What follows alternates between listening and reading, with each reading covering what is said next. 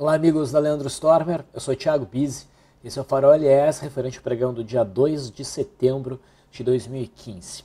Vamos então às movimentações do nosso mercado, começando como sempre pelo gráfico diário do índice Bovespa, que apresentou uma alta de 2,17%. Então oferece uma reação, volume razoável, está mais ou menos em linha com o que se esperava. O movimento filé já foi, né, desse dia aqui, do dia 31 em diante, ficar mais difícil prever a direção do mercado.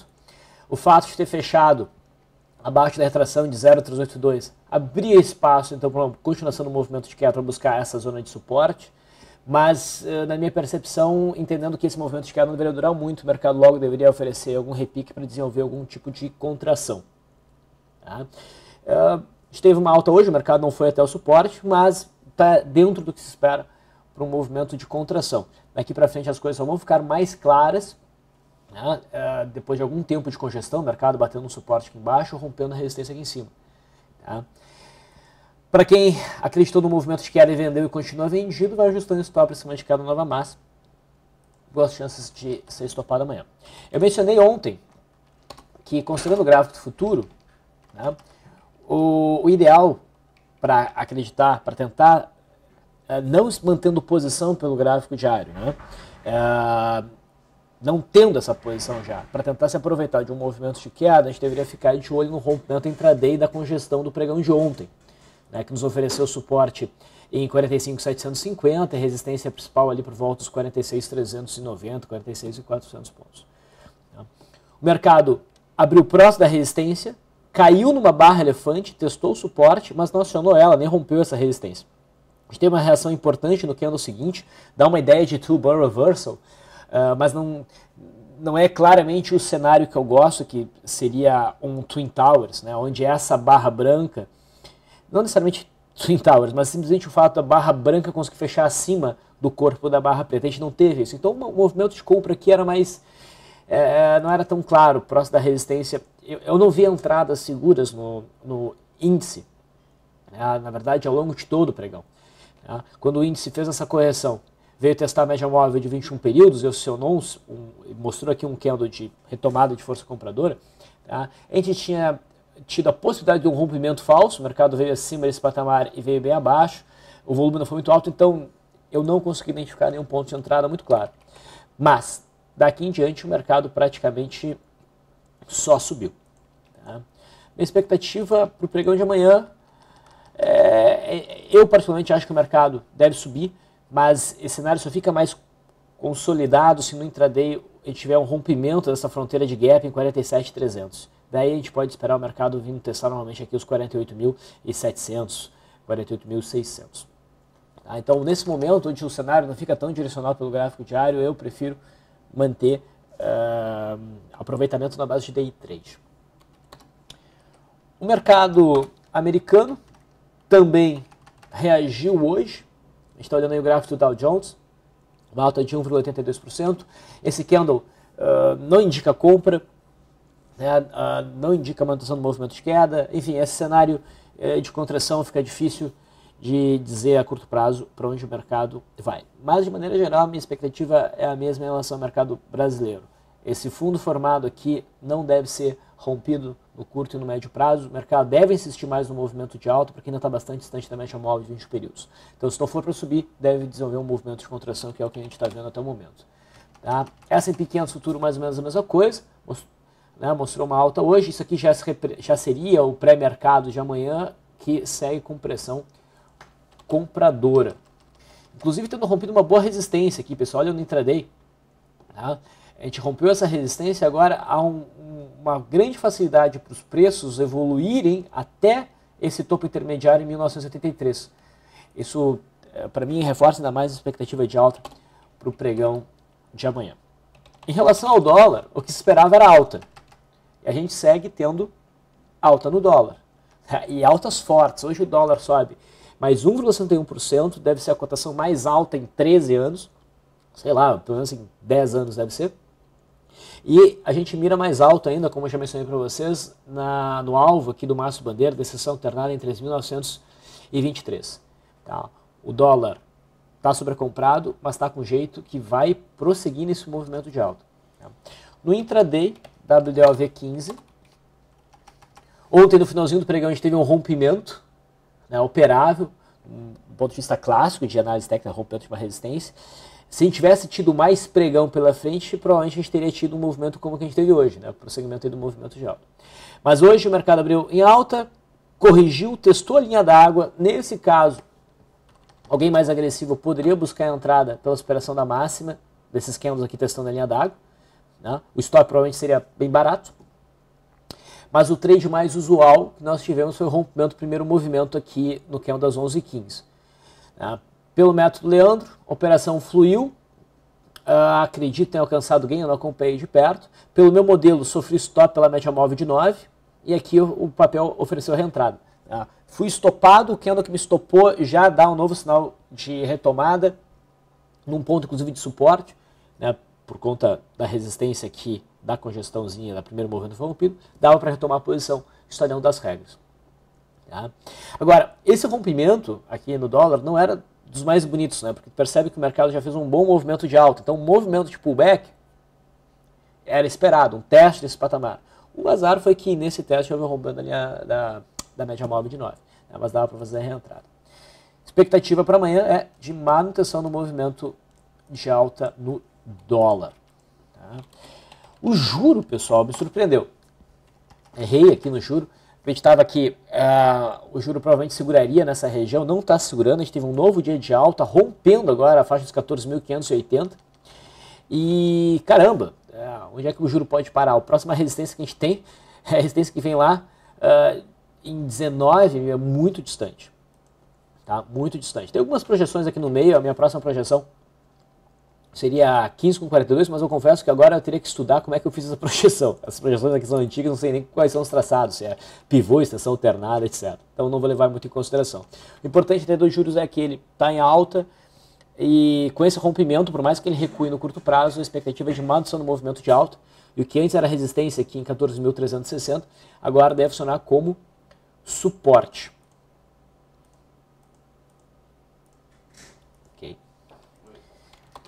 Falou, Marcelo. Vale. Indo para os papéis. A Vale não acionou o candlezinho um pouquinho mais amigável de ontem para o movimento de queda, mas não era nada muito forte. Com esse rompimento dessa consolidação aqui, eu vejo um pivôzinho de alta, eu vejo até talvez um maço de bandeira. Acho que vale a pena posição na Vale, se a gente superar a máxima aqui, na base da confirmação. Vários zigue-zagues que a gente está tendo, o primeiro zigue-zague pode ser entendido como um pivô de alta, enquanto a média de 21 períodos estiver contra esse movimento, eu quero operar na superação da máxima. Tá? E isso vai ficando em linha com o que eu pedia para acreditar que isso aqui era um rompimento falso e sendo um rompimento falso, levar um movimento de alta forte e poder levar o papel de volta lá para a faixa dos 21. Então acho que vale a pena uma operação aqui. Eu não usaria um stop curto, porque o mercado está volátil, pode dar uma beliscada na mínima de hoje. Eu usaria um stop abaixo dos 13,50. Me parece um cenário interessante de compra para Vale, para swing trade, visando aí uma alta até uns 15,90. Petrobras, ontem ficou com um candle mais amigável para venda. O que eu mencionei é que eu não me senti tão confortável para fazer operação de swing trade, mas ficar atento no intraday para uma operação, né, para uma operação curta, ok, ficava interessante. No intraday, tá, tendo esse entendimento, a gente teve um rompimento de linha d'água no candle das 11 horas, que foi acionado, o papel depois disso caiu 2,80%, cumprindo aí o alvo para RP. Depois voltou tudo, e o fato de ter voltado tudo me faz imaginar que amanhã a gente vai ter um dia de alta na Petrobras, até porque esse rompimento aqui se torna um rompimento falso. Tá? Mas não tem um ponto bom como a Vale para abrir posição de swing trade. A Vale está muito melhor nesse sentido. O setor de siderurgia, a Gerdau também faz esse zigue-zague, só que eu acho que ela está um pouquinho sobrecomprada. Eu esperaria algum movimento corretivo para a partir daí começar a pensar em operações de swing trade, mas enquanto isso dá para operar day trade. Tá? Inclusive hoje o papel ofereceu um cenário interessante de rompimento aqui de primeiro movimento. O papel está demonstrando muita força e conseguiu a partir desse ponto oferecer uma alta aí de 2,7%. Tá? Próxima resistência para Gerdau, se ela seguir nesse ritmo, seria ali a faixa de 6,24. Na minha visão, melhor que Goal tá aqui, perdão, que Gerdau está a Goal. A Goal faz zigue-zague, rompe, mas ela não parece estar muito esticada, os candles não foram tão amplos, apesar da forte variação percentual de hoje, 2,90%. Tá? E o preço ainda está muito próximo da média móvel de 20 períodos, então eu acho esse cenário aqui um pouco mais interessante. Em vez de operar Gerdau, eu preferia operar Goal na ponta compradora. Próxima resistência da Goal, aquele topinho por volta dos 4,10, 4,11.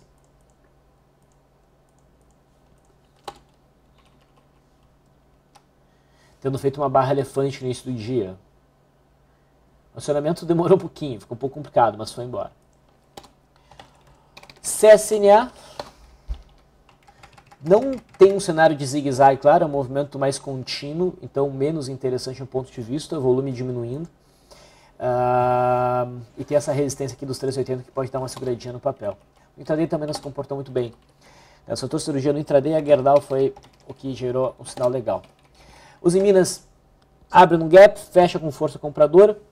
Seria aqui um enquadramento em cenário de gap de fuga, mas muito dificultado pelo fundo anterior perdido, que é importante, que é entre janeiro e fevereiro, e a média móvel de 20 períodos está bem aguda, então não buscaria operações aqui. Setor bancário. Bradesco ainda não tocou perfeitamente esse fundo anterior, mas acho que já dá para considerar que tocou. Não esperaria uma nova queda para bater nesse patamar. Daqui para frente já se poderia pensar em operação na ponta compradora. A gente tem um possível fundo reflexo, mas que não me agrada muito, porque ocorre abaixo um suporte principal que foi rompido. Mas se for para operações curtas, ou pelo menos para deixar o cara mais confiante para uma operação de day trade, eu acho que está ok. Eu vejo boa possibilidade de Bradesco avançar um pouco mais para cima, mesmo que ela venha a congestionar para depois voltar a cair. Ela tem espaço para um repique até a média móvel de 21 períodos. Eu sou mais fã de Itaú para operações, mas ela não está num ponto bom para operação na ponta compradora. Acho que vale a pena aguardar o rompimento topo anterior para a gente ter a formação de um pivô. Tá? Banco do Brasil faz um novo candle de indecisão em cima do suporte dos 17,40. Não é um candle muito convidativo para compra, não busquem swing trade aí ainda. A situação não está das melhores, mas a gente pode ficar atento no intraday. E no intraday, inclusive, o gráfico favorece um rompimento para baixo.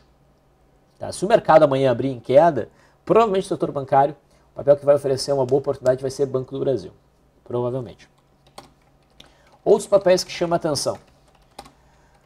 BIF3, o setor está bem forte, a gente já identificou isso anteriormente. Tá? Até fiquei curioso agora se esse sinal aqui foi um sinal que eu dei uma boa nota para a operação. Acho que sim, vou ter que verificar isso. Mas agora, BIF3 está rompendo essa congestão, a resistência com resistência em 11,70 deve prosseguir no movimento de alta. Está um pouco sobrecomprado. Tá? Esse movimento meio alongado aqui, eu não gosto. Mas a gente deve olhar o intraday. Tá? Ainda dentro do mesmo setor, JBSS3, lembra que eu mencionei uma entrada aqui, que possivelmente foi estopada essa mínima. Reentrada interessante, e agora o papel está compensando aquele primeiro stop, está indo na direção que imagino. O sujeito pode até imaginar isso aqui com uma barra de ignição e operar superação dessa máxima, tá? Com stop abaixo da mínima, na verdade é abaixo dos 14,25 idealmente, com alvo aqui na faixa dos 17,7. Tá? Então o setor aí, frigoríficos, vai bem. Falta a gente olhar Marfrig. Marfrig gerou, né, compra nesse dia e gerou compra na superação de máxima. Não fluiu tanto hoje, mas deu 2% de alta. Mas tem condições de prosseguir no movimento. Esse é o papel que foi mais dócil para a entrada até o momento. Falando em frigoríficos aí, a gente pode dar uma olhada no BGIV15. Eu particularmente não opero boi, não tenho esse costume. Eu fico um pouco na dúvida se já não valeria a pena trocar o contrato, mas eu acho que não. Aparentemente a liquidez ainda está boa. Mas o que eu vejo nesse gráfico? A gente teve um ombro cabeça-ombro invertido que gerou compra no rompimento dia 12, ficou andando de lado, e agora está rompendo essa consolidação. Bom volume, mercado deve fluir, resistência significativa só lá em 155. Então o boi me parece num momento bem interessante para operações compradas. Está confirmando o rompimento de ombro cabeça-ombro invertido que a gente teve no dia 12. Copel parece bastante interessante, testando esse suporte primário intermediário. né, aqui por volta aqui dos 29, faz um fundo reflexo, um martelo bonito, tem resistência aqui nos 31,55, mas até lá tem um espaço bem aproveitável para uma operação na ponta compradora se houver superação dessa máxima. Embraer também me chamou a atenção, ela está fazendo um zigue-zague ascendente, rompendo aqui um pivô, mas por mais que me chame a atenção, já que ela está num grande retângulo e a resistência principal está lá nos 26,25, tem muita média aqui oferecendo resistência e o volume não foi tão forte. Então não é um papel que eu faria posição em swing trade, mas olharia no intraday. Fibria, pessoal. Nós falamos sobre esse rompimento de fibra aqui no dia 31, eu até dei um C+ para esse rompimento, ou seja, até vale um swing trade, mas melhor é foco em intraday. Não está no cenário ideal, mas pode fluir e está fluindo. Tá? Quem entrou está se dando bem, o papel fluiu legal. Agora já fica um pouco tarde para entrar, se não entrou ainda. Teria que esperar um pullback, trouxesse os preços de volta aqui para os 50 com 60. Deve demorar um pouquinho para acontecer, mas é bem possível que aconteça mais para frente. Klabin faz um zigue-zague ascendente, tem uma barra de ignição rompendo esse topo, que seria a cabeça de um pivô. Dá para pensar numa entrada? Até dá, superação da máxima, mas é outro cenário em que eu tentaria focar no intraday. SUSB5. SUSB5 rompe hoje, não tinha dado nenhum sinal significativo antes, hoje é o primeiro sinal, bom acréscimo de volume nos últimos dias, mas está muito sobrecomprado, papel que idealmente deveria fazer um processo de pullback de volta aqui para os R$17,90, R$18. Então vamos monitorar o papel. GET3, vinha falando sobre GET, né? Gerou um stop na operação de retorno na média aqui, e por isso o próximo alvo esperado seria 14,30. Chegou lá num fôlego só, e hoje dá um sinal de reversão, que em termos gráficos está bonito, mas o volume foi muito fraco, isso me incomoda. Tá? Então, chama atenção, mas não é um papel que com esse volume eu quero operar. E GTA3, finalizando, os papéis que chamaram atenção em swing trade. E GTA3 faz um martelo, parecido até com o de GET3, não está tão distante da média, tá? Mas tem um volume melhor e bate num fundo primário bem importante, tá? Por volta aqui dos 19,70. Então aqui eu acho que vale a pena o trade. Porém, prefiro Copel. Copel me parece um sinal bem mais forte. Em termos de intraday, pessoal, a gente teve um problema na nossa conexão hoje, ficou difícil de acompanhar. Então eu não acompanho a fundo o mercado, não tenho muitas coisas a mostrar, mas me chamou muita atenção, porque era um papel que estava na minha tela, equatorial, inclusive bate no suporte hoje, o suporte aqui dos 32,70, mas não dá sinal de reversão ainda. Tá?